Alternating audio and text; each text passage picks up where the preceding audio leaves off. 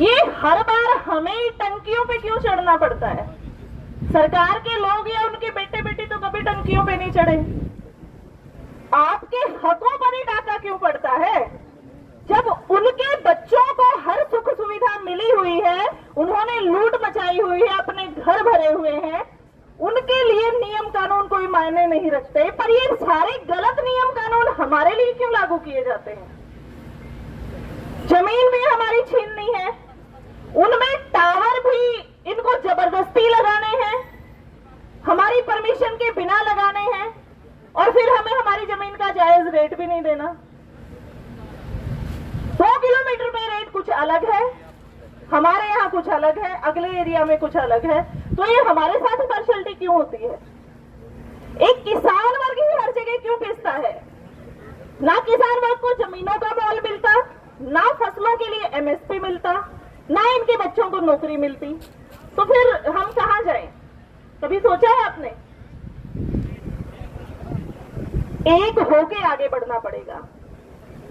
अगर इसी मुद्दे पे आज हम यहाँ हजारों की संख्या में इकट्ठे होते, पूरा गांव उठ के आया होता, तो आज नजारा कुछ और ही होता।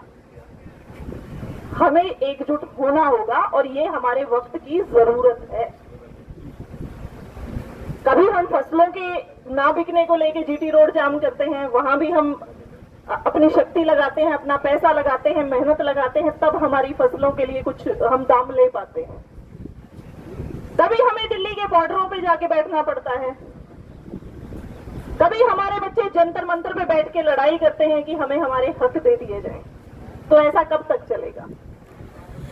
ये तानाशाह सरकार है, ये एकजुट होके जो है हमला कर रही है और हर इलेक्शन भी जीत रही है, आप पे हावी हो रही है।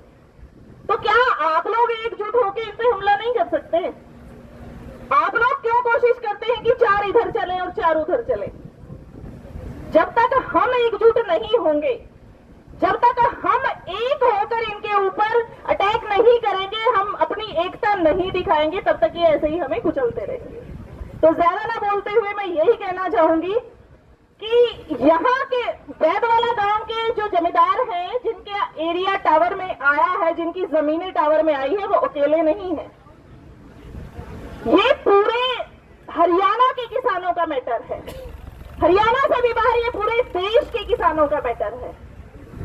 जमीनों को मां ऐसे नहीं कहा जाता, और इनको भी पता है, जो ये अडानी अंबानी के हवाले सारी जमीनें कर रहे हैं, इनको भी पता है कि आने वाले 10 साल में जो जमीन की कीमतें हैं वो आसमान छुएंगी, और जिसके पास जमीन बचेगी वही सरवाइव करेगा। बाकी हम उसी तरीके से परेशान होंगे जैसे वो शहरों वाले आजकल गुड़गांव दिल्ली वाले जमीनें बेच के और कहीं ना कहीं रेडियां लगा के अपना गुजारा कर रहे हैं ना। और हम तो सिर्फ जाट जमींदारों के बच्चे जो होते हैं ना, वो रेडी लगा के भी नहीं गुजारा कर सकते। व्यापार तो उन्होंने सीखा ही नहीं है। हमें ये लगता है कि ये छोटा काम है तो हम उसमें भी कमाई नहीं कर सकते, औलादें भूखी मरेंगी हमारी। तो जिस भी तरीके से अपनी जमीनों को बचा सकते हैं बचाएं, अपने हकों के लिए आवाज बुलंद कर सकते हैं करें, क्योंकि ये वो आखिरी पीढ़ी है जो दमखम से अपने नस्ल और फसल के लिए लड़ाई लड़ रही है।